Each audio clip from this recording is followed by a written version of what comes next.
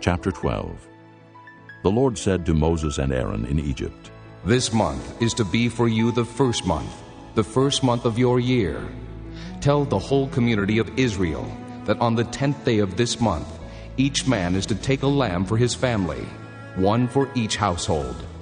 If any household is too small for a whole lamb, they must share one with their nearest neighbor, having taken into account the number of people there are. You are to determine the amount of lamb needed in accordance with what each person will eat. The animals you choose must be year-old males without defect, and you may take them from the sheep or the goats. Take care of them until the 14th day of the month, when all the people of the community of Israel must slaughter them at twilight. Then they are to take some of the blood and put it on the sides and tops of the doorframes of the houses where they eat the lambs. That same night they are to eat the meat roasted over the fire, along with bitter herbs and bread made without yeast. Do not eat the meat raw or cooked in water, but roast it over the fire, head, legs, and inner parts. Do not leave any of it till morning. If some is left till morning, you must burn it. This is how you are to eat it, with your cloak tucked into your belt, your sandals on your feet, and your staff in your hand. Eat it in haste. It is the Lord's Passover. On that same night, I will pass through Egypt and strike down every firstborn, both men and animals. And I will bring judgment on all the gods of Egypt. I am the Lord. The blood will be a sign for you on the houses where you are. And when I see the blood, I will pass over you. No destructive plague will touch you when I strike Egypt. This is a day you are to commemorate. For the generations to come, you shall celebrate it as a festival to the Lord, a lasting ordinance. For 7 days you are to eat bread made without yeast. On the first day, remove the yeast from your houses. For whoever eats anything with yeast in it, from the first day through the 7th, must be cut off from Israel. On the first day, hold a sacred assembly, and another one on the 7th day. Do no work at all on these days, except to prepare food for everyone to eat. That is all you may do. Celebrate the feast of unleavened bread, because it was on this very day that I brought your divisions out of Egypt. Celebrate this day as a lasting ordinance for the generations to come. In the first month, you are to eat bread made without yeast, from the evening of the 14th day until the evening of the 21st day. For 7 days, no yeast is to be found in your houses, and whoever eats anything with yeast in it must be cut off from the community of Israel, whether he is an alien or native-born. Eat nothing made with yeast. Wherever you live, you must eat unleavened bread. Then Moses summoned all the elders of Israel and said to them, Go at once and select the animals for your families and slaughter the Passover lamb. Take a bunch of hyssop, dip it into the blood in the basin, and put some of the blood on the top and on both sides of the doorframe. Not one of you shall go out the door of his house until morning. When the Lord goes through the land to strike down the Egyptians, he will see the blood on the top and sides of the doorframe and will pass over that doorway. And he will not permit the destroyer to enter your houses and strike you down. Obey these instructions as a lasting ordinance for you and your descendants. When you enter the land that the Lord will give you, as he promised, observe this ceremony. And when your children ask you, What does this ceremony mean to you? Then tell them, It is the Passover sacrifice to the Lord, who passed over the houses of the Israelites in Egypt and spared our homes when he struck down the Egyptians. Then the people bowed down and worshipped. The Israelites did just what the Lord commanded Moses and Aaron. At midnight, the Lord struck down all the firstborn in Egypt, from the firstborn of Pharaoh who sat on the throne, to the firstborn of the prisoner who was in the dungeon, and the firstborn of all the livestock as well.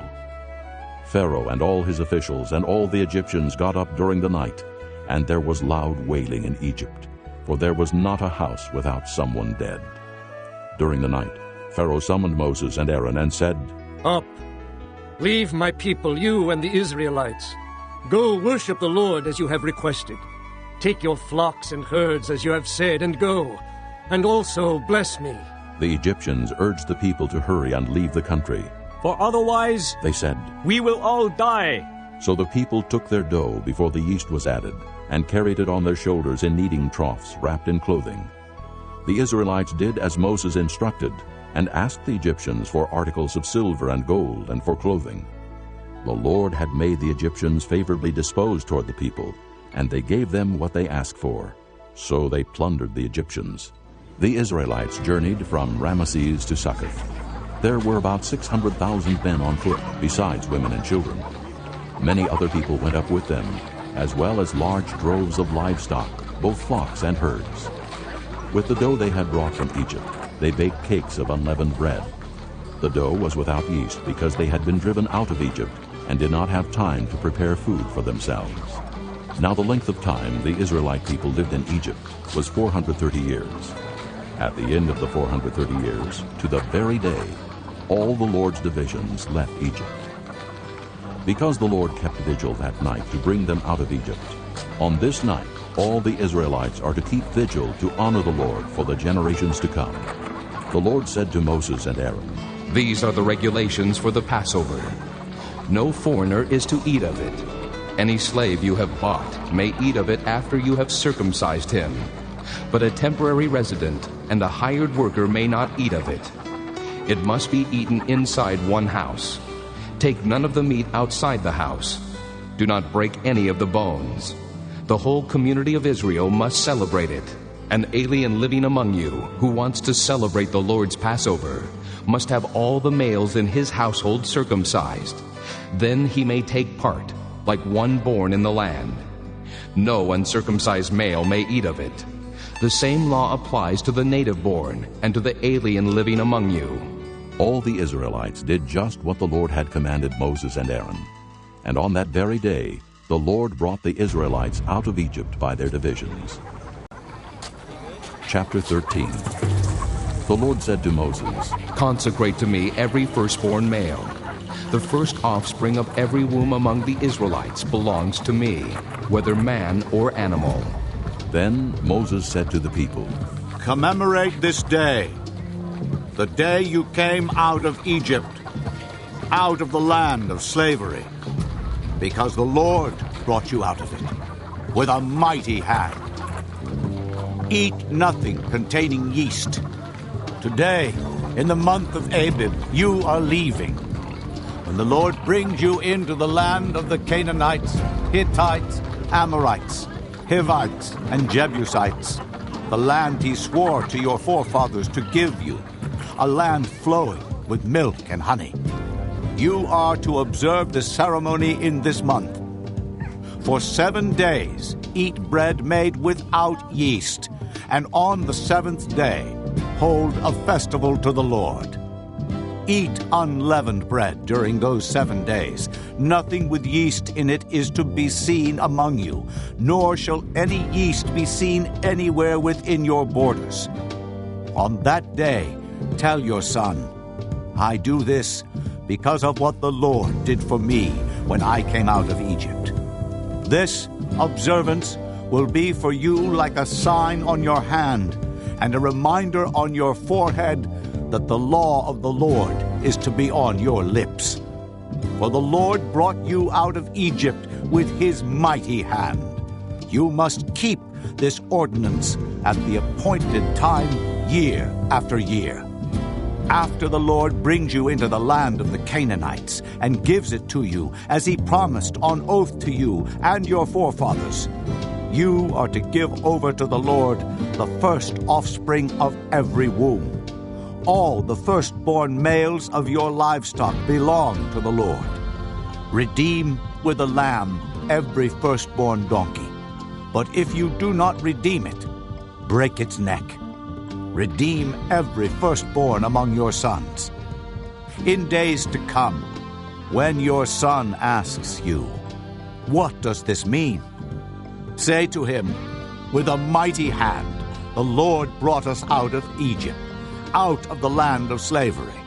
When Pharaoh stubbornly refused to let us go, the Lord killed every firstborn in Egypt, both man and animal. This is why I sacrifice to the Lord the first male offspring of every womb, and redeem each of my firstborn sons. And it will be like a sign on your hand, and a symbol on your forehead, that the Lord brought us out of Egypt with his mighty hand.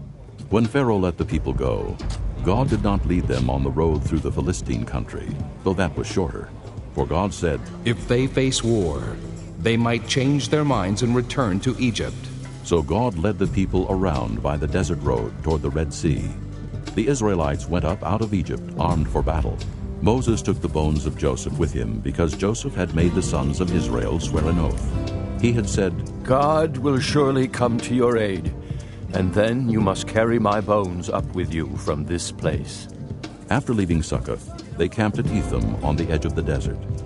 By day the Lord went ahead of them in a pillar of cloud to guide them on their way, and by night in a pillar of fire to give them light, so that they could travel by day or night. Neither the pillar of cloud by day nor the pillar of fire by night left its place in front of the people.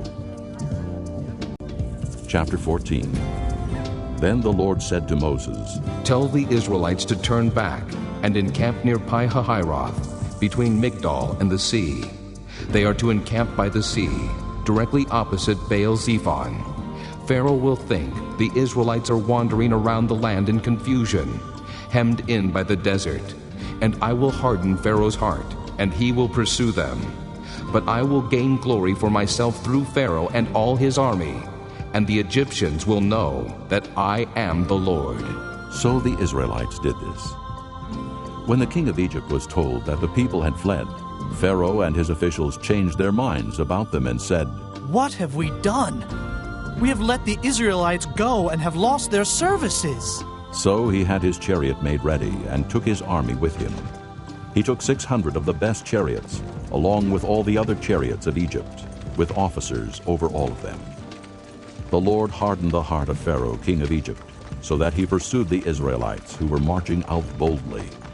The Egyptians, all Pharaoh's horses and chariots, horsemen and troops, pursued the Israelites and overtook them as they camped by the sea near Pi-hahiroth, opposite Baal-zephon. As Pharaoh approached, the Israelites looked up, and there were the Egyptians marching after them. They were terrified and cried out to the Lord. They said to Moses, Was it because there were no graves in Egypt that you brought us to the desert to die? What have you done to us by bringing us out of Egypt? Didn't we say to you in Egypt, Leave us alone, let us serve the Egyptians? It would have been better for us to serve the Egyptians than to die in the desert. Moses answered the people, Do not be afraid. Stand firm, and you will see the deliverance the Lord will bring you today. The Egyptians you see today, you will never see again. The Lord will fight for you. You need only to be still. Then the Lord said to Moses, Why are you crying out to me? Tell the Israelites to move on. Raise your staff and stretch out your hand over the sea to divide the water, so that the Israelites can go through the sea on dry ground. I will harden the hearts of the Egyptians, so that they will go in after them. And I will gain glory through Pharaoh and all his army, through his chariots and his horsemen. The Egyptians will know that I am the Lord when I gain glory through Pharaoh, his chariots, and his horsemen. Then the angel of God, who had been traveling in front of Israel's army, withdrew and went behind them. The pillar of cloud also moved from in front and stood behind them, coming between the armies of Egypt and Israel. Throughout the night the cloud brought darkness to the one side and light to the other side, so neither went near the other all night long. Then Moses stretched out his hand over the sea, and all that night the Lord drove the sea back with a strong east wind and turned it into dry land. The waters were divided, and the Israelites went through the sea on dry ground, with a wall of water on their right and on their left. The Egyptians pursued them, and all Pharaoh's horses and chariots and horsemen followed them into the sea. During the last watch of the night, the Lord looked down from the pillar of fire and cloud at the Egyptian army and threw it into confusion. He made the wheels of their chariots come off, so that they had difficulty driving. And the Egyptians said, Let's get away from the Israelites. The Lord is fighting for them against Egypt. Then the Lord said to Moses, Stretch out your hand over the sea, so that the waters may flow back over the Egyptians and their chariots and horsemen. Moses stretched out his hand over the sea, and at daybreak the sea went back to its place. The Egyptians were fleeing toward it, and the Lord swept them into the sea. The water flowed back and covered the chariots and horsemen, the entire army of Pharaoh that had followed the Israelites into the sea. Not one of them survived. But the Israelites went through the sea on dry ground, with a wall of water on their right and on their left. That day the Lord saved Israel from the hands of the Egyptians, and Israel saw the Egyptians lying dead on the shore. And when the Israelites saw the great power the Lord displayed against the Egyptians, the people feared the Lord, and put their trust in him and in Moses his servant. Chapter 15. Then Moses and the Israelites sang this song to the Lord. I will sing to the Lord, for he is highly exalted. The horse and its rider he has hurled into the sea.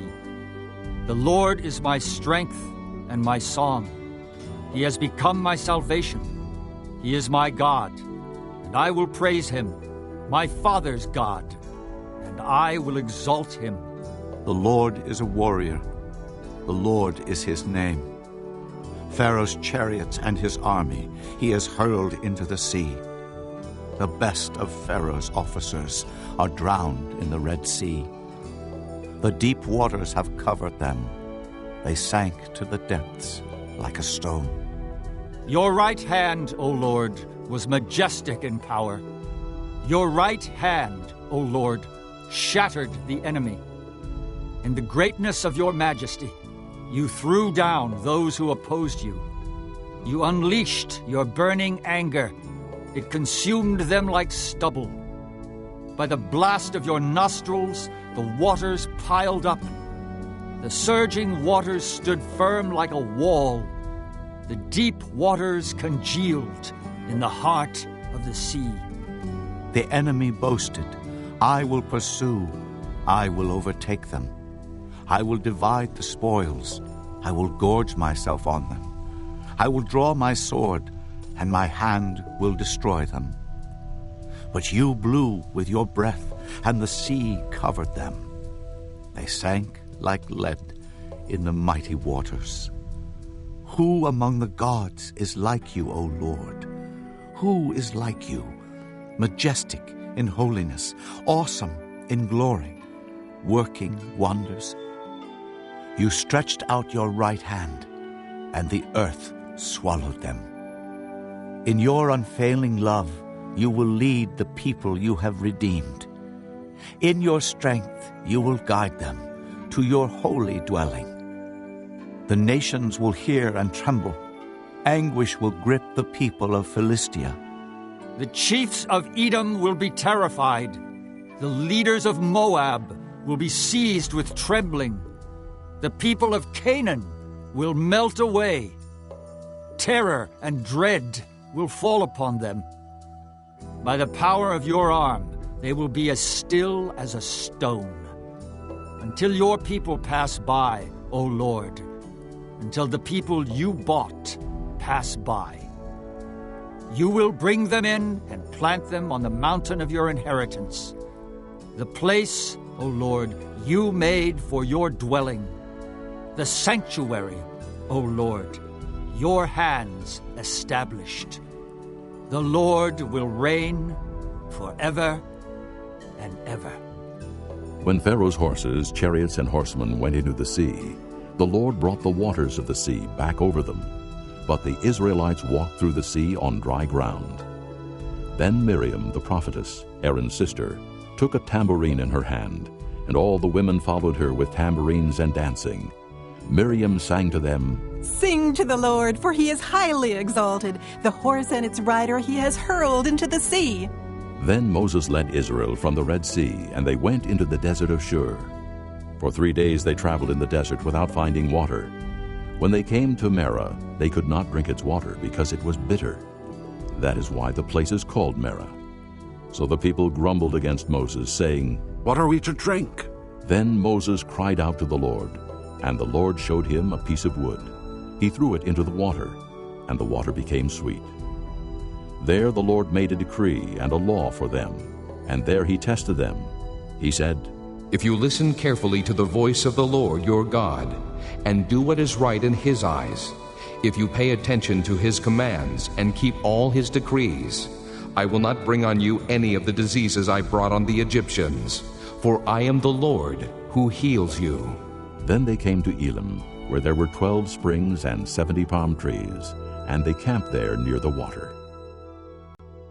Chapter 16.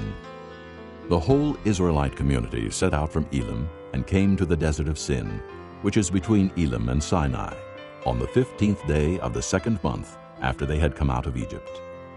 In the desert, the whole community grumbled against Moses and Aaron. The Israelites said to them, "If only we had died by the Lord's hand in Egypt. There we sat around pots of meat and ate all the food we wanted. But you have brought us out into this desert to starve this entire assembly to death." Then the Lord said to Moses, I will rain down bread from heaven for you. The people are to go out each day and gather enough for that day. In this way I will test them and see whether they will follow my instructions. On the 6th day they are to prepare what they bring in, and that is to be twice as much as they gather on the other days. So Moses and Aaron said to all the Israelites, In the evening you will know that it was the Lord who brought you out of Egypt. And in the morning you will see the glory of the Lord, because he has heard your grumbling against him. Who are we that you should grumble against us? Moses also said, You will know that it was the Lord when he gives you meat to eat in the evening, and all the bread you want in the morning, because he has heard your grumbling against him. Who are we?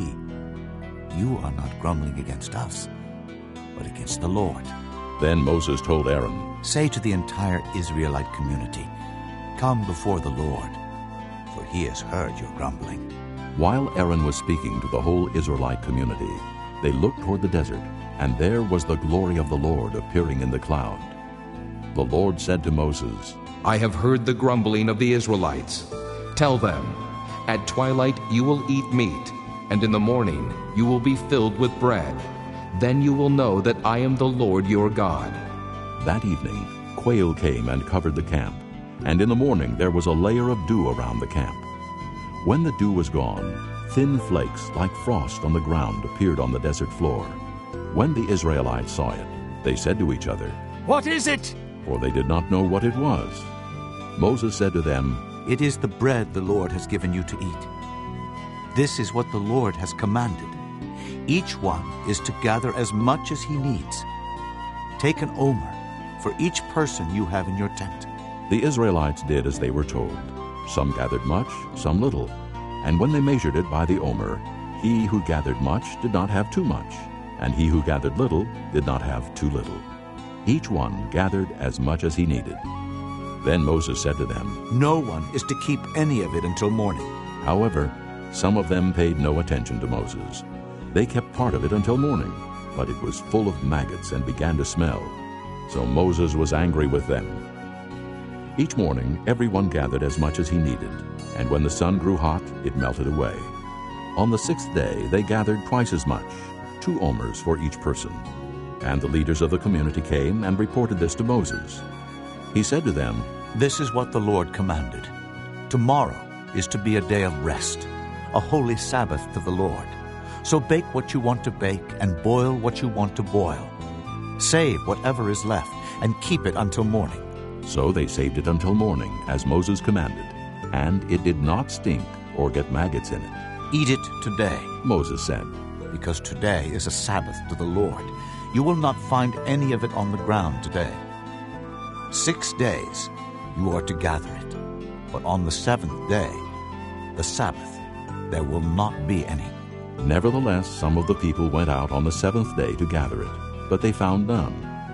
Then the Lord said to Moses, How long will you refuse to keep my commands and my instructions? Bear in mind that the Lord has given you the Sabbath. That is why on the 6th day he gives you bread for 2 days. Everyone is to stay where he is on the 7th day. No one is to go out. So the people rested on the seventh day. The people of Israel called the bread manna. It was white like coriander seed and tasted like wafers made with honey. Moses said, This is what the Lord has commanded. Take an omer of manna and keep it for the generations to come, so they can see the bread I gave you to eat in the desert when I brought you out of Egypt. So Moses said to Aaron, Take a jar and put an omer of manna in it. Then place it before the Lord to be kept for the generations to come. As the Lord commanded Moses, Aaron put the manna in front of the testimony, that it might be kept. The Israelites ate manna 40 years, until they came to a land that was settled. They ate manna until they reached the border of Canaan. An omer is 1/10 of an ephah.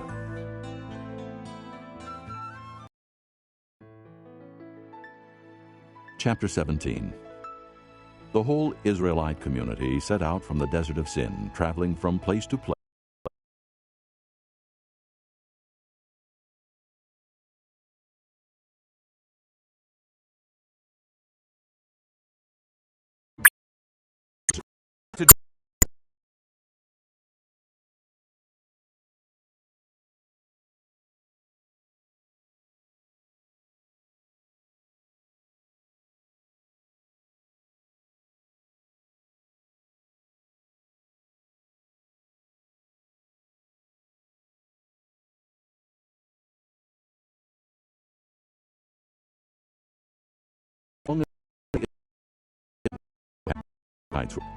When Moses' hands grew tired, they took a stone and put it under him, and he sat on it. Aaron and Hur held his hands up, one on one side, one on the other, so that his hands remained steady till sunset.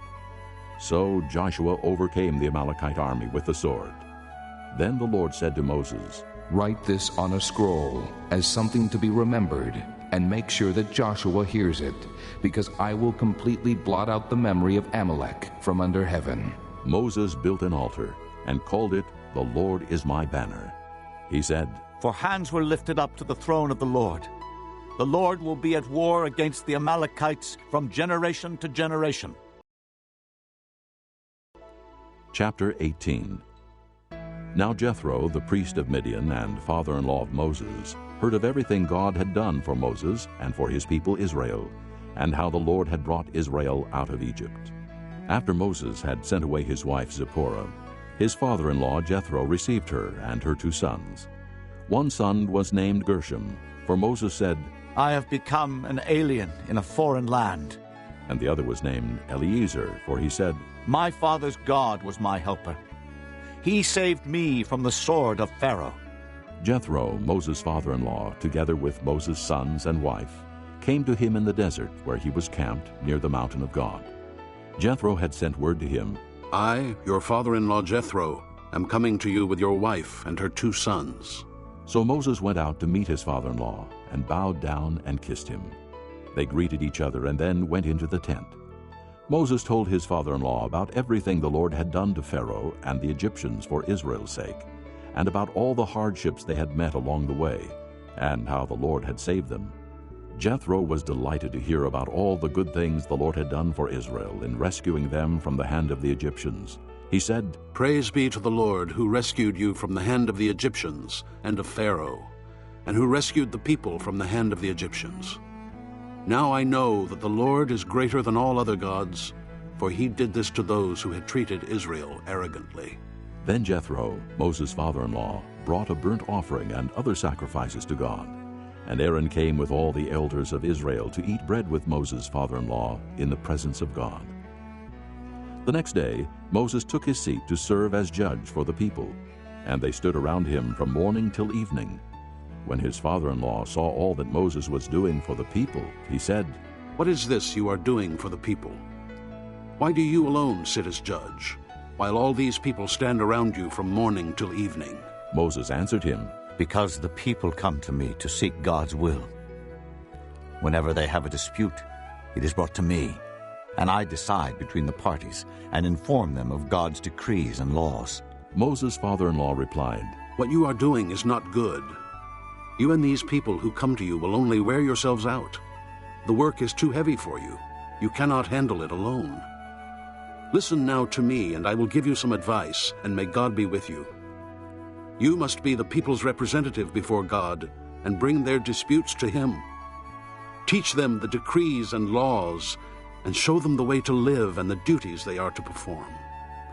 But select capable men from all the people, men who fear God, trustworthy men who hate dishonest gain, and appoint them as officials over thousands, hundreds, fifties, and tens. Have them serve as judges for the people at all times, but have them bring every difficult case to you. The simple cases they can decide themselves. That will make your load lighter because they will share it with you. If you do this, and God so commands, you will be able to stand the strain, and all these people will go home satisfied. Moses listened to his father-in-law and did everything he said. He chose capable men from all Israel and made them leaders of the people, officials over thousands, hundreds, fifties, and tens. They served as judges for the people at all times. The difficult cases they brought to Moses, but the simple ones they decided themselves. Then Moses sent his father-in-law on his way, and Jethro returned to his own country. Chapter 19. In the 3rd month after the Israelites left Egypt, on the very day, they came to the desert of Sinai. After they set out from Rephidim, they entered the desert of Sinai, and Israel camped there in the desert in front of the mountain. Then Moses went up to God, and the Lord called to him from the mountain and said, This is what you are to say to the house of Jacob, and what you are to tell the people of Israel. You yourselves have seen what I did to Egypt, and how I carried you on eagle's wings, and brought you to myself.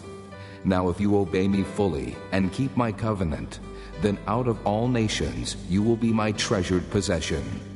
Although the whole earth is mine, you will be for me a kingdom of priests and a holy nation. These are the words you are to speak to the Israelites. So Moses went back and summoned the elders of the people and set before them all the words the Lord had commanded him to speak. The people all responded together, We will do everything the Lord has said. So Moses brought their answer back to the Lord. The Lord said to Moses, I am going to come to you in a dense cloud, so that the people will hear me speaking with you, and will always put their trust in you. Then Moses told the Lord what the people had said. And the Lord said to Moses, Go to the people, and consecrate them today and tomorrow.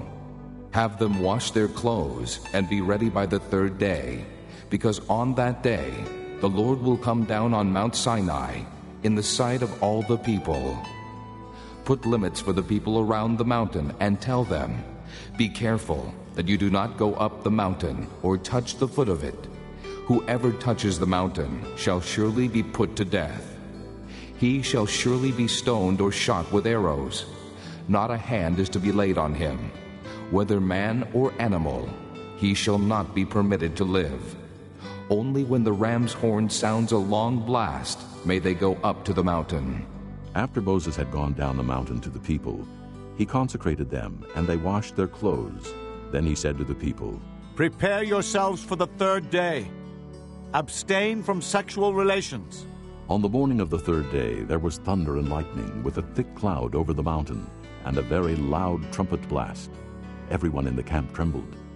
Then Moses led the people out of the camp to meet with God, and they stood at the foot of the mountain. Mount Sinai was covered with smoke, because the Lord descended on it in fire. The smoke billowed up from it like smoke from a furnace. The whole mountain trembled violently, and the sound of the trumpet grew louder and louder. Then Moses spoke, and the voice of God answered him. The Lord descended to the top of Mount Sinai and called Moses to the top of the mountain. So Moses went up, and the Lord said to him, Go down and warn the people, so they do not force their way through to see the Lord, and many of them perish. Even the priests who approach the Lord must consecrate themselves, or the Lord will break out against them. Moses said to the Lord, The people cannot come up Mount Sinai because you yourself warned us. Put limits around the mountain and set it apart as holy. The Lord replied, Go down and bring Aaron up with you. But the priests and the people must not force their way through to come up to the Lord, or he will break out against them. So Moses went down to the people and told them. Chapter 20. And God spoke all these words. I am the Lord your God, who brought you out of Egypt, out of the land of slavery. You shall have no other gods before me. You shall not make for yourself an idol in the form of anything in heaven above, or on the earth beneath, or in the waters below. You shall not bow down to them or worship them. For I, the Lord your God, am a jealous God, punishing the children for the sin of the fathers to the third and fourth generation of those who hate me, but showing love to 1,000 generations of those who love me and keep my commandments. You shall not misuse the name of the Lord your God, for the Lord will not hold anyone guiltless who misuses his name. Remember the Sabbath day by keeping it holy. 6 days you shall labor and do all your work, but the seventh day is a Sabbath to the Lord your God. On it you shall not do any work, neither you nor your son or daughter, nor your manservant or maidservant, nor your animals, nor the alien within your gates. For in 6 days the Lord made the heavens and the earth, the sea, and all that is in them, but he rested on the seventh day. Therefore the Lord blessed the Sabbath day and made it holy. Honor your father and your mother, so that you may live long in the land the Lord your God is giving you. You shall not murder. You shall not commit adultery. You shall not steal. You shall not give false testimony against your neighbor. You shall not covet your neighbor's house. You shall not covet your neighbor's wife, or his manservant or maidservant, his ox or donkey, or anything that belongs to your neighbor. When the people saw the thunder and lightning, and heard the trumpet, and saw the mountain in smoke, they trembled with fear. They stayed at a distance and said to Moses, Speak to us yourself, and we will listen. But do not have God speak to us, or we will die. Moses said to the people, Do not be afraid. God has come to test you, so that the fear of God will be with you, to keep you from sinning. The people remained at a distance, while Moses approached the thick darkness where God was. Then the Lord said to Moses, Tell the Israelites this, You have seen for yourselves that I have spoken to you from heaven. Do not make any gods to be alongside me. Do not make for yourselves gods of silver or gods of gold. Make an altar of earth for me, and sacrifice on it your burnt offerings and fellowship offerings, your sheep and goats and your cattle. Wherever I cause my name to be honored, I will come to you and bless you. If you make an altar of stones for me, do not build it with dressed stones, for you will defile it if you use a tool on it. And do not go up to my altar on steps, lest your nakedness be exposed on it. Chapter 21. These are the laws you are to set before them. If you buy a Hebrew servant, he is to serve you for 6 years, but in the 7th year he shall go free without paying anything. If he comes alone, he is to go free alone. But if he has a wife when he comes, she is to go with him. If his master gives him a wife, and she bears him sons or daughters, the woman and her children shall belong to her master, and only the man shall go free. But if the servant declares, I love my master and my wife and children, and do not want to go free, then his master must take him before the judges. He shall take him to the door, or the doorpost, and pierce his ear with an awl. Then he will be his servant for life. If a man sells his daughter as a servant, she is not to go free as men servants do. If she does not please the master who has selected her for himself, he must let her be redeemed. He has no right to sell her to foreigners, because he has broken faith with her. If he selects her for his son, he must grant her the rights of a daughter. If he marries another woman, he must not deprive the first one of her food, clothing, and marital rights. If he does not provide her with these 3 things, she is to go free, without any payment of money. Anyone who strikes a man and kills him shall surely be put to death. However, if he does not do it intentionally, but God lets it happen, he is to flee to a place I will designate. But if a man schemes and kills another man deliberately, take him away from my altar and put him to death. Anyone who attacks his father or his mother must be put to death.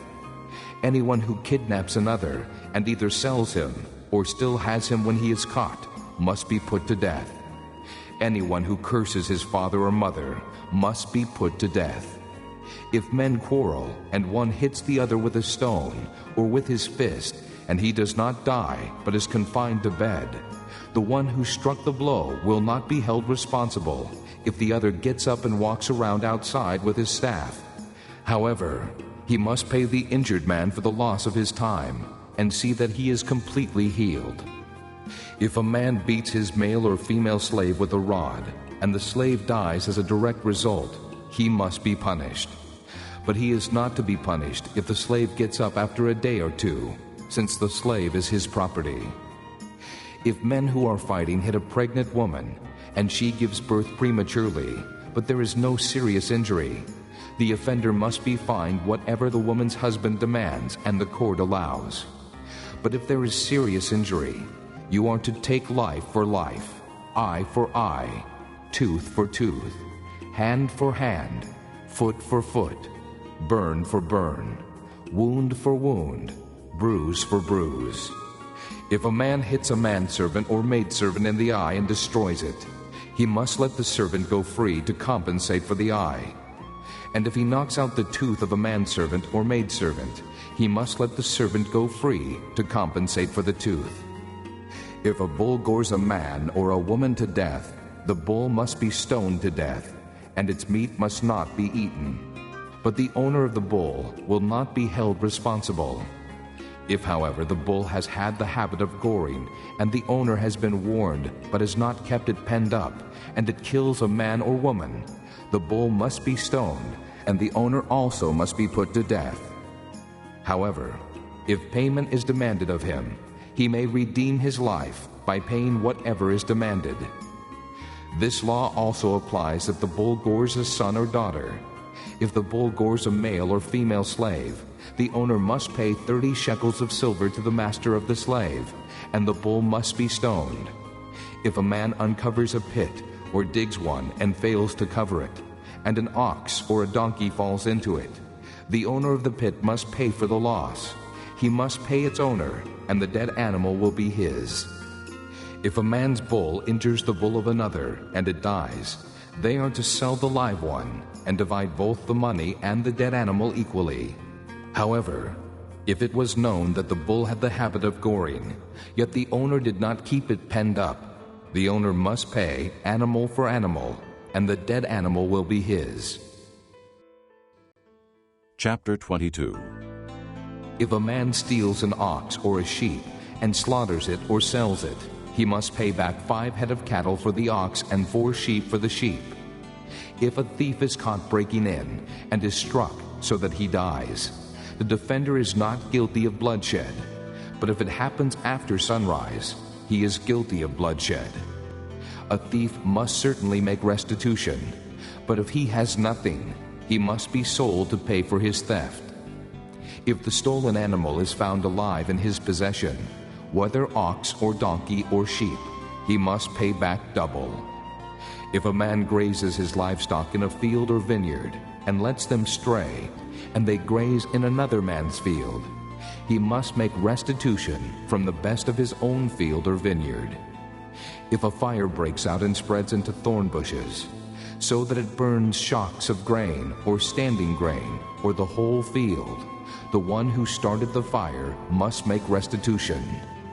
If a man gives his neighbor silver or goods for safekeeping, and they are stolen from the neighbor's house, the thief, if he is caught, must pay back double. But if the thief is not found, the owner of the house must appear before the judges to determine whether he has laid his hands on the other man's property. In all cases of illegal possession of an ox, a donkey, a sheep, a garment, or any other lost property about which somebody says, "This is mine," both parties are to bring their cases before the judges. The one whom the judges declare guilty must pay back double to his neighbor. If a man gives a donkey, an ox, a sheep, or any other animal to his neighbor for safekeeping, and it dies, or is injured, or is taken away while no one is looking, the issue between them will be settled by the taking of an oath before the Lord, that the neighbor did not lay hands on the other person's property. The owner is to accept this, and no restitution is required. But if the animal was stolen from the neighbor, he must make restitution to the owner. If it was torn to pieces by a wild animal, he shall bring in the remains as evidence, and he will not be required to pay for the torn animal. If a man borrows an animal from his neighbor, and it is injured or dies while the owner is not present, he must make restitution. But if the owner is with the animal, the borrower will not have to pay. If the animal was hired, the money paid for the hire covers the loss. If a man seduces a virgin who is not pledged to be married and sleeps with her, he must pay the bride price, and she shall be his wife. If her father absolutely refuses to give her to him, he must still pay the bride price for virgins. Do not allow a sorceress to live. Anyone who has sexual relations with an animal must be put to death. Whoever sacrifices to any god other than the Lord must be destroyed. Do not mistreat an alien or oppress him, for you were aliens in Egypt. Do not take advantage of a widow or an orphan. If you do, and they cry out to me, I will certainly hear their cry. My anger will be aroused, and I will kill you with the sword. Your wives will become widows, and your children fatherless. If you lend money to one of my people among you who is needy, do not be like a moneylender. Charge him no interest. If you take your neighbor's cloak as a pledge, return it to him by sunset, because his cloak is the only covering he has for his body. What else will he sleep in? When he cries out to me, I will hear, for I am compassionate. Do not blaspheme God or curse the ruler of your people. Do not hold back offerings from your granaries or your vats. You must give me the firstborn of your sons. Do the same with your cattle and your sheep. Let them stay with their mothers for 7 days, but give them to me on the 8th day. You are to be my holy people, so do not eat the meat of an animal torn by wild beasts. Throw it to the dogs. Chapter 23. Do not spread false reports. Do not help a wicked man by being a malicious witness. Do not follow the crowd in doing wrong. When you give testimony in a lawsuit, do not pervert justice by siding with the crowd, and do not show favoritism to a poor man in his lawsuit. If you come across your enemy's ox or donkey wandering off, be sure to take it back to him. If you see the donkey of someone who hates you fallen down under its load, do not leave it there. Be sure you help him with it. Do not deny justice to your poor people in their lawsuits. Have nothing to do with a false charge, and do not put an innocent or honest person to death, for I will not acquit the guilty. Do not accept a bribe, for a bribe blinds those who see and twists the words of the righteous. Do not oppress an alien. You yourselves know how it feels to be aliens, because you were aliens in Egypt. For 6 years you are to sow your fields and harvest the crops. But during the 7th year, let the land lie unplowed and unused. Then the poor among your people may get food from it, and the wild animals may eat what they leave. Do the same with your vineyard and your olive grove. 6 days do your work, but on the 7th day do not work, so that your ox and your donkey may rest, and the slave born in your household, and the alien as well, may be refreshed. Be careful to do everything I have said to you. Do not invoke the names of other gods. Do not let them be heard on your lips. 3 times a year you are to celebrate a festival to me. Celebrate the feast of unleavened bread. For 7 days eat bread made without yeast, as I commanded you. Do this at the appointed time, in the month of Abib, for in that month you came out of Egypt. No one is to appear before me empty-handed. Celebrate the Feast of Harvest with the first fruits of the crops you sow in your field. Celebrate the Feast of Ingathering at the end of the year, when you gather in your crops from the field. 3 times a year, all the men are to appear before the sovereign Lord. Do not offer the blood of a sacrifice to me along with anything containing yeast. The fat of my festival offerings must not be kept until morning. Bring the best of the first fruits of your soil to the house of the Lord your God. Do not cook a young goat in its mother's milk. See, I am sending an angel ahead of you to guard you along the way and to bring you to the place I have prepared. Pay attention to him and listen to what he says. Do not rebel against him. He will not forgive your rebellion, since my name is in him. If you listen carefully to what he says and do all that I say, I will be an enemy to your enemies and will oppose those who oppose you. My angel will go ahead of you and bring you into the land of the Amorites, Hittites, Perizzites, Canaanites, Hivites, and Jebusites, and I will wipe them out. Do not bow down before their gods, or worship them, or follow their practices. You must demolish them and break their sacred stones to pieces. Worship the Lord your God, and his blessing will be on your food and water. I will take away sickness from among you, and none will miscarry or be barren in your land. I will give you a full lifespan. I will send my terror ahead of you and throw into confusion every nation you encounter. I will make all your enemies turn their backs and run. I will send the hornet ahead of you to drive the Hivites, Canaanites, and Hittites out of your way. But I will not drive them out in a single year, because the land would become desolate and the wild animals too numerous for you. Little by little, I will drive them out before you, until you have increased enough to take possession of the land. I will establish your borders from the Red Sea to the Sea of the Philistines, and from the desert to the river. I will hand over to you the people who live in the land, and you will drive them out before you. Do not make a covenant with them or with their gods. Do not let them live in your land, or they will cause you to sin against me, because the worship of their gods will certainly be a snare to you. Chapter 24. Then he said to Moses, Come up to the Lord, you and Aaron, Nadab, and Abihu, and 70 of the elders of Israel. You are to worship at a distance, but Moses alone is to approach the Lord. The others must not come near, and the people may not come up with him. When Moses went and told the people all the Lord's words and laws, they responded with one voice, Everything the Lord has said we will do. Moses then wrote down everything the Lord had said. He got up early the next morning and built an altar at the foot of the mountain and set up 12 stone pillars representing the 12 tribes of Israel. Then he sent young Israelite men, and they offered burnt offerings and sacrificed young bulls as fellowship offerings to the Lord. Moses took half of the blood and put it in bowls, and the other half he sprinkled on the altar. Then he took the book of the covenant and read it to the people. They responded, We will do everything the Lord has said. We will obey. Moses then took the blood, sprinkled it on the people, and said, This is the blood of the covenant that the Lord has made with you in accordance with all these words. Moses and Aaron, Nadab and Abihu, and the 70 elders of Israel went up and saw the God of Israel. Under his feet was something like a pavement made of sapphire, clear as the sky itself. But God did not raise his hand against these leaders of the Israelites. They saw God, and they ate and drank.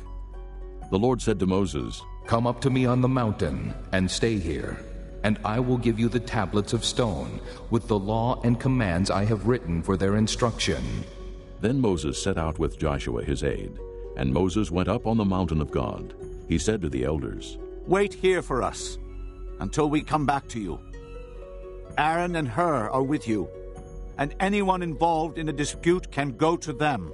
When Moses went up on the mountain, the cloud covered it, and the glory of the Lord settled on Mount Sinai.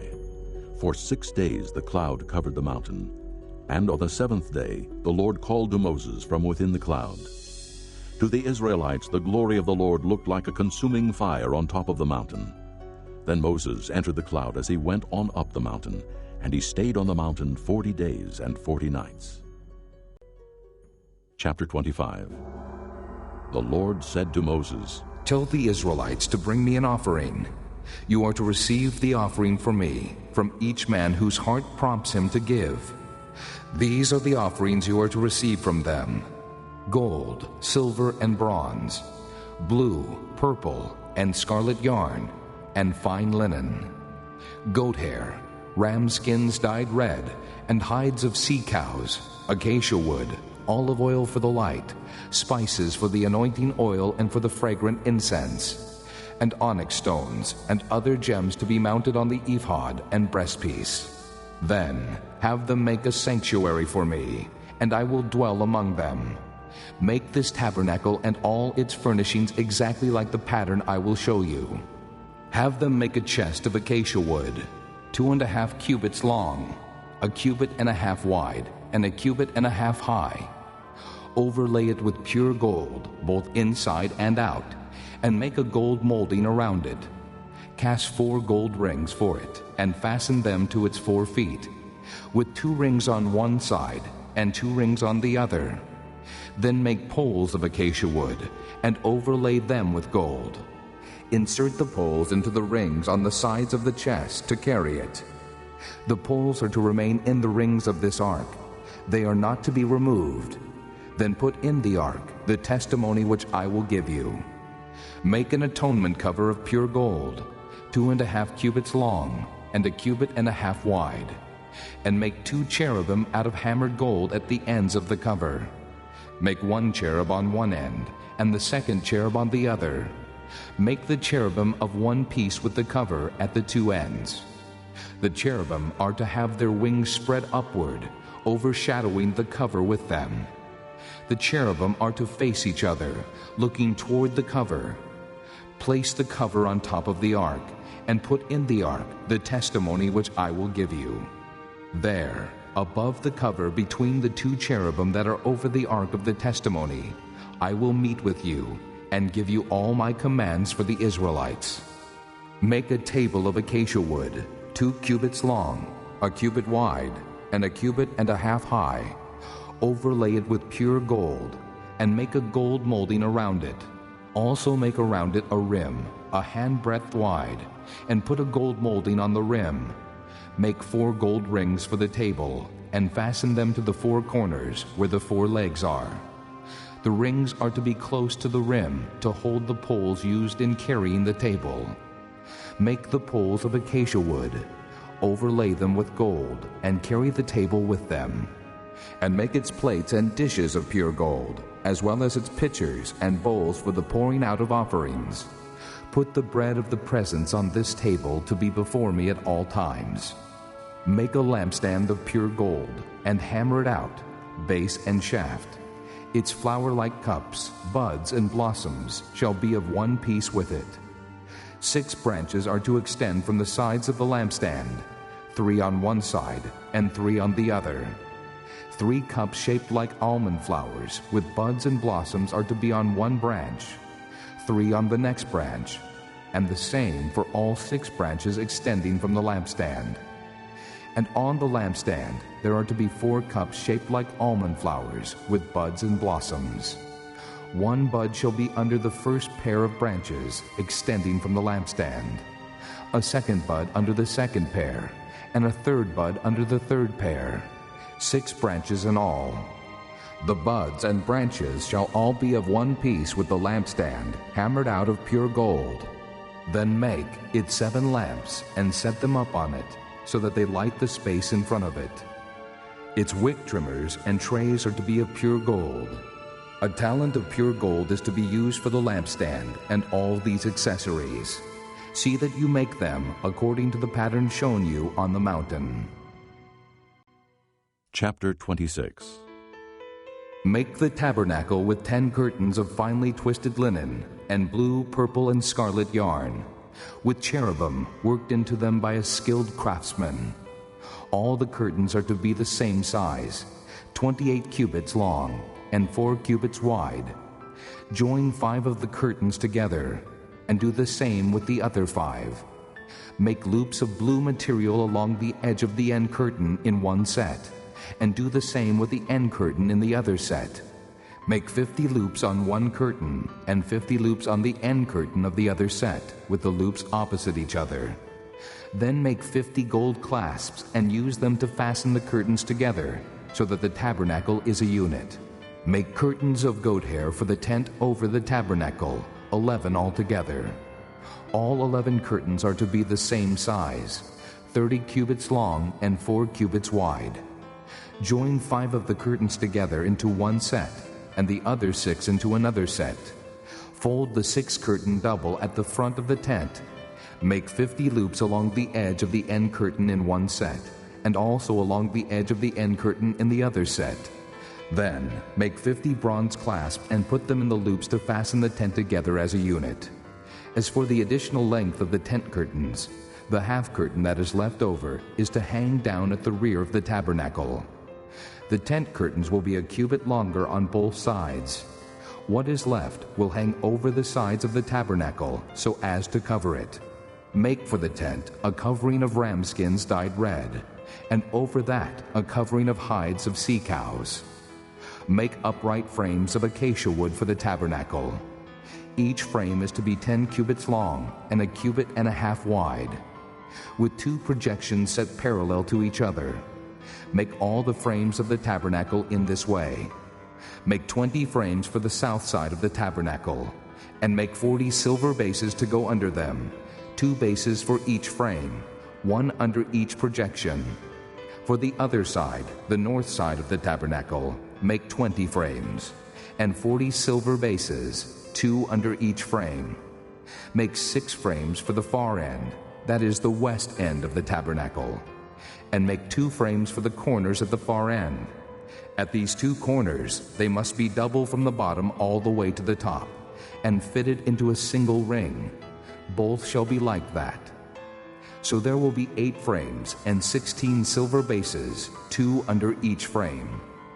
Also make crossbars of acacia wood, 5 for the frames on one side of the tabernacle, 5 for those on the other side, and 5 for the frames on the west at the far end of the tabernacle. The center crossbar is to extend from end to end at the middle of the frames. Overlay the frames with gold, and make gold rings to hold the crossbars. Also overlay the crossbars with gold. Set up the tabernacle according to the plan shown you on the mountain.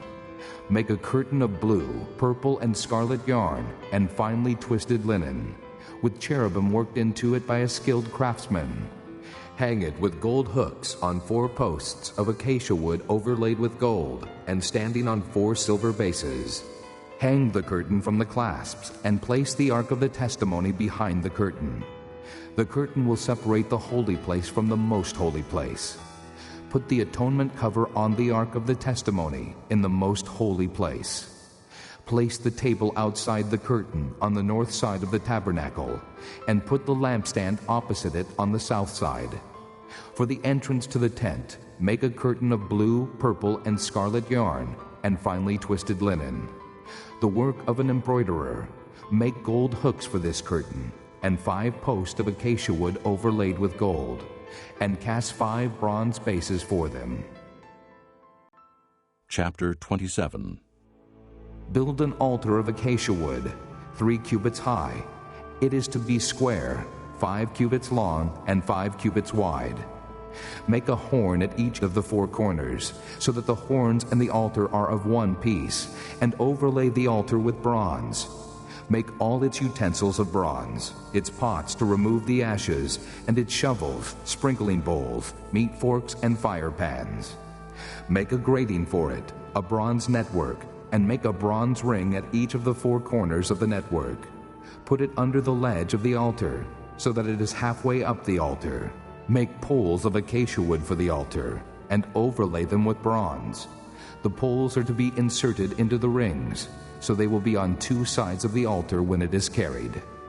Make the altar hollow out of boards. It is to be made just as you were shown on the mountain. Make a courtyard for the tabernacle. The south side shall be 100 cubits long, and is to have curtains of finely twisted linen, with 20 posts and 20 bronze bases, and with silver hooks and bands on the posts. The north side shall also be 100 cubits long, and is to have curtains with 20 posts and 20 bronze bases, and with silver hooks and bands on the posts. The west end of the courtyard shall be 50 cubits wide, and have curtains with 10 posts and 10 bases. On the east end toward the sunrise, the courtyard shall also be 50 cubits wide. Curtains 15 cubits long are to be on one side of the entrance, with 3 posts and 3 bases. And curtains 15 cubits long are to be on the other side, with 3 posts and 3 bases. For the entrance to the courtyard, provide a curtain 20 cubits long, of blue, purple, and scarlet yarn and finely twisted linen, the work of an embroiderer, with 4 posts and 4 bases. All the posts around the courtyard are to have silver bands and hooks and bronze bases. The courtyard shall be 100 cubits long and 50 cubits wide, with curtains of finely twisted linen 5 cubits high, and with bronze bases. All the other articles used in the service of the tabernacle, whatever their function, including all the tent pegs for it and those for the courtyard, are to be of bronze. Command the Israelites to bring you clear oil of pressed olives for the light, so that the lamps may be kept burning. In the tent of meeting, outside the curtain that is in front of the testimony, Aaron and his sons are to keep the lamps burning before the Lord from evening till morning. This is to be a lasting ordinance among the Israelites for the generations to come. Chapter 28. Have Aaron your brother brought to you from among the Israelites, along with his sons Nadab and Abihu, Eleazar and Ithamar, so they may serve me as priests. Make sacred garments for your brother Aaron, to give him dignity and honor. Tell all the skilled men to whom I have given wisdom in such matters that they are to make garments for Aaron, for his consecration, so he may serve me as priest.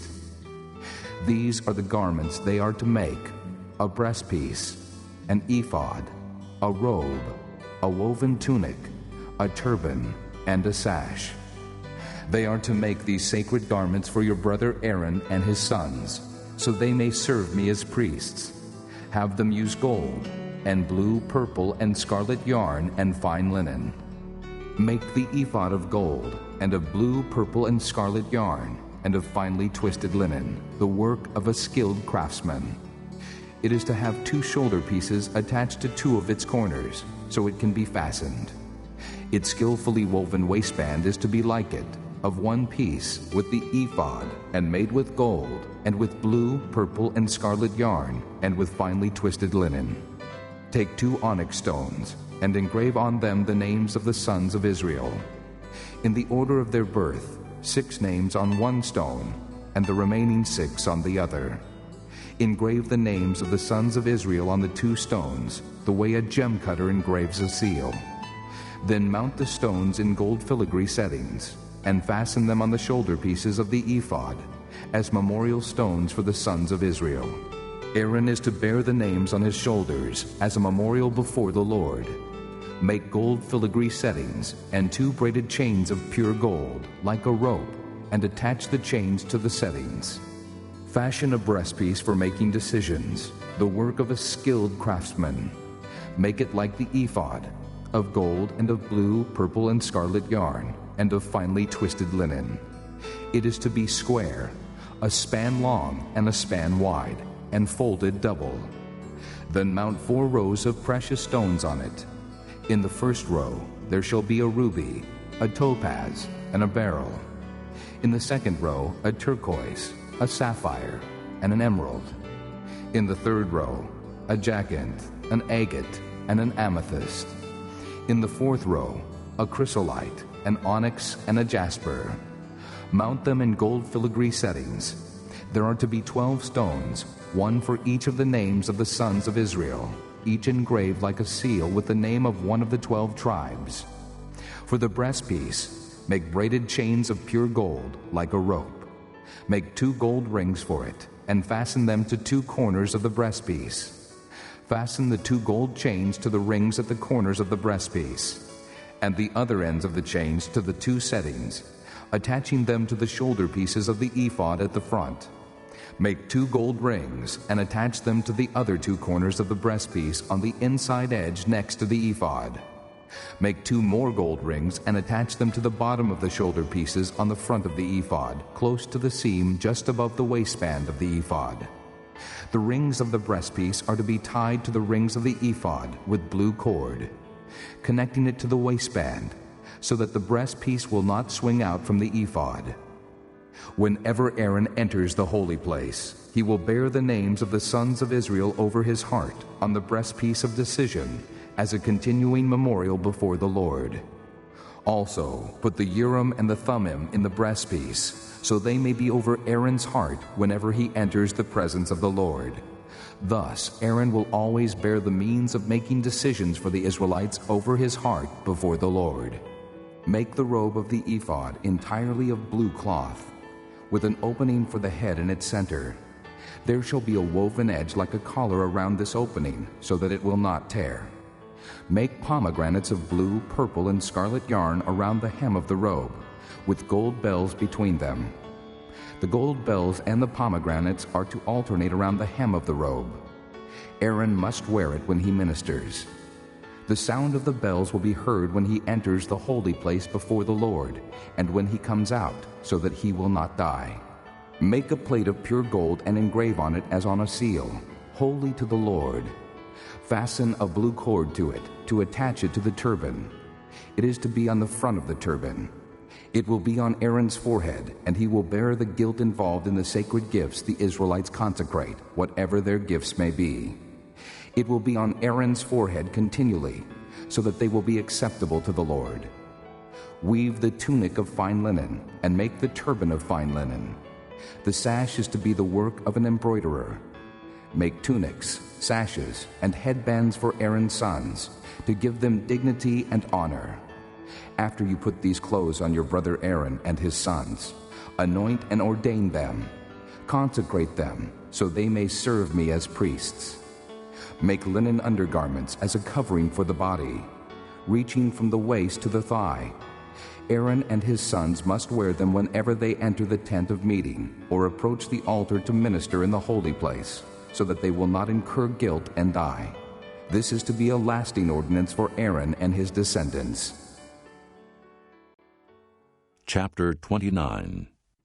This is what you are to do to consecrate them, so they may serve me as priests. Take a young bull and 2 rams without defect, and from fine wheat flour, without yeast, make bread, and cakes mixed with oil, and wafers spread with oil. Put them in a basket and present them in it, along with the bull and the 2 rams. Then bring Aaron and his sons to the entrance to the tent of meeting, and wash them with water. Take the garments and dress Aaron with the tunic, the robe of the ephod itself, and the breastpiece. Fasten the ephod on him by its skillfully woven waistband. Put the turban on his head and attach the sacred diadem to the turban. Take the anointing oil and anoint him by pouring it on his head. Bring his sons and dress them in tunics and put headbands on them. Then tie sashes on Aaron and his sons. The priesthood is theirs by a lasting ordinance. In this way you shall ordain Aaron and his sons. Bring the bull to the front of the tent of meeting, and Aaron and his sons shall lay their hands on its head. Slaughter it in the Lord's presence at the entrance to the tent of meeting. Take some of the bull's blood and put it on the horns of the altar with your finger, and pour out the rest of it at the base of the altar. Then take all the fat around the inner parts, the covering of the liver, and both kidneys with the fat on them, and burn them on the altar. But burn the bull's flesh and its hide and its offal outside the camp. It is a sin offering. Take one of the rams, and Aaron and his sons shall lay their hands on its head. Slaughter it, and take the blood and sprinkle it against the altar on all sides. Cut the ram into pieces, and wash the inner parts and the legs, putting them with the head and the other pieces. Then burn the entire ram on the altar. It is a burnt offering to the Lord, a pleasing aroma, an offering made to the Lord by fire. Take the other ram, and Aaron and his sons shall lay their hands on its head. Slaughter it. Take some of its blood and put it on the lobes of the right ears of Aaron and his sons, on the thumbs of their right hands, and on the big toes of their right feet. Then sprinkle blood against the altar on all sides. And take some of the blood on the altar, and some of the anointing oil, and sprinkle it on Aaron and his garments, and on his sons and their garments. Then he and his sons and their garments will be consecrated. Take from this ram the fat tail, the fat around the inner parts, the covering of the liver, both kidneys with the fat on them, and the right thigh. This is the ram for the ordination. From the basket of bread made without yeast, which is before the Lord, take a loaf, and a cake made with oil, and a wafer. Put all these in the hands of Aaron and his sons, and wave them before the Lord as a wave offering. Then take them from their hands, and burn them on the altar along with the burnt offering for a pleasing aroma to the Lord, an offering made to the Lord by fire. After you take the breast of the ram for Aaron's ordination, wave it before the Lord as a wave offering, and it will be your share. Consecrate those parts of the ordination ram that belong to Aaron and his sons, the breast that was waved and the thigh that was presented. This is always to be the regular share from the Israelites for Aaron and his sons. It is the contribution the Israelites are to make to the Lord from their fellowship offerings. Aaron's sacred garments will belong to his descendants, so that they can be anointed and ordained in them. The son who succeeds him as priest and comes to the tent of meeting to minister in the holy place is to wear them 7 days. Take the ram for the ordination and cook the meat in a sacred place. At the entrance to the tent of meeting, Aaron and his sons are to eat the meat of the ram and the bread that is in the basket. They are to eat these offerings by which atonement was made for their ordination and consecration. But no one else may eat them, because they are sacred. And if any of the meat of the ordination ram or any bread is left over till morning, burn it up. It must not be eaten, because it is sacred. Do for Aaron and his sons everything I have commanded you, taking 7 days to ordain them. Sacrifice a bull each day as a sin offering to make atonement. Purify the altar by making atonement for it, and anoint it to consecrate it. For 7 days make atonement for the altar and consecrate it. Then the altar will be most holy, and whatever touches it will be holy. This is what you are to offer on the altar regularly each day: 2 lambs a year old. Offer one in the morning and the other at twilight. With the first lamb, offer 1/10 of an ephah of fine flour mixed with 1/4 of a hin of oil from pressed olives, and 1/4 of a hin of wine as a drink offering. Sacrifice the other lamb at twilight, with the same grain offering and its drink offering as in the morning, a pleasing aroma, an offering made to the Lord by fire. For the generations to come, this burnt offering is to be made regularly at the entrance to the tent of meeting before the Lord. There I will meet you and speak to you. There also I will meet with the Israelites, and the place will be consecrated by my glory. So I will consecrate the tent of meeting and the altar, and will consecrate Aaron and his sons to serve me as priests. Then I will dwell among the Israelites and be their God. They will know that I am the Lord their God, who brought them out of Egypt, so that I might dwell among them. I am the Lord their God. Chapter 30. Make an altar of acacia wood for burning incense. It is to be square, 1 cubit long and 1 cubit wide, and 2 cubits high, its horns of 1 piece with it. Overlay the top and all the sides and the horns with pure gold, and make a gold molding around it. Make 2 gold rings for the altar below the molding, 2 on opposite sides, to hold the poles used to carry it. Make the poles of acacia wood and overlay them with gold. Put the altar in front of the curtain that is before the ark of the testimony, before the atonement cover that is over the testimony, where I will meet with you. Aaron must burn fragrant incense on the altar every morning when he tends the lamps. He must burn incense again when he lights the lamps at twilight, so incense will burn regularly before the Lord for the generations to come. Do not offer on this altar any other incense or any burnt offering or grain offering, and do not pour a drink offering on it. Once a year, Aaron shall make atonement on its horns. This annual atonement must be made with the blood of the atoning sin offering for the generations to come. It is most holy to the Lord. Then the Lord said to Moses, When you take a census of the Israelites to count them, each one must pay the Lord a ransom for his life at the time he is counted. Then no plague will come on them when you number them. Each one who crosses over to those already counted is to give a half shekel, according to the sanctuary shekel, which weighs 20 gerahs. This half shekel is an offering to the Lord. All who cross over, those 20 years old or more, are to give an offering to the Lord. The rich are not to give more than a half shekel, and the poor are not to give less when you make the offering to the Lord to atone for your lives. Receive the atonement money from the Israelites and use it for the service of the tent of meeting.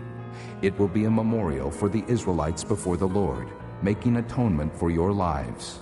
Then the Lord said to Moses, Make a bronze basin with its bronze stand for washing. Place it between the tent of meeting and the altar, and put water in it. Aaron and his sons are to wash their hands and feet with water from it. Whenever they enter the tent of meeting, they shall wash with water, so that they will not die. Also, when they approach the altar to minister by presenting an offering made to the Lord by fire, they shall wash their hands and feet, so that they will not die. This is to be a lasting ordinance for Aaron and his descendants for the generations to come. Then the Lord said to Moses, Take the following fine spices, 500 shekels of liquid myrrh, half as much, that is 250 shekels of fragrant cinnamon, 250 shekels of fragrant cane, 500 shekels of cassia, all according to the sanctuary shekel, and a hin of olive oil. Make these into a sacred anointing oil, a fragrant blend, the work of a perfumer. It will be the sacred anointing oil.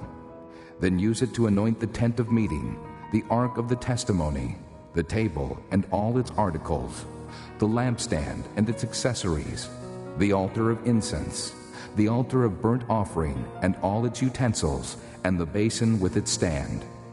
You shall consecrate them, so they will be most holy, and whatever touches them will be holy. Anoint Aaron and his sons and consecrate them, so they may serve me as priests. Say to the Israelites, This is to be my sacred anointing oil for the generations to come. Do not pour it on men's bodies, and do not make any oil with the same formula. It is sacred, and you are to consider it sacred. Whoever makes perfume like it, and whoever puts it on anyone other than a priest, must be cut off from his people. Then the Lord said to Moses, Take fragrant spices, gum resin, onycha, and galbanum, and pure frankincense, all in equal amounts, and make a fragrant blend of incense, the work of a perfumer. It is to be salted and pure and sacred. Grind some of it to powder, and place it in front of the testimony in the tent of meeting, where I will meet with you. It shall be most holy to you. Do not make any incense with this formula for yourselves. Consider it holy to the Lord. Whoever makes any like it to enjoy its fragrance must be cut off from his people. Chapter 31. Then the Lord said to Moses, See, I have chosen Bezalel, son of Uri, the son of Hur, of the tribe of Judah, and I have filled him with the Spirit of God, with skill, ability, and knowledge in all kinds of crafts, to make artistic designs for work in gold, silver, and bronze, to cut and set stones, to work in wood, and to engage in all kinds of craftsmanship. Moreover, I have appointed Oholiab, son of Ahisamach, of the tribe of Dan, to help him.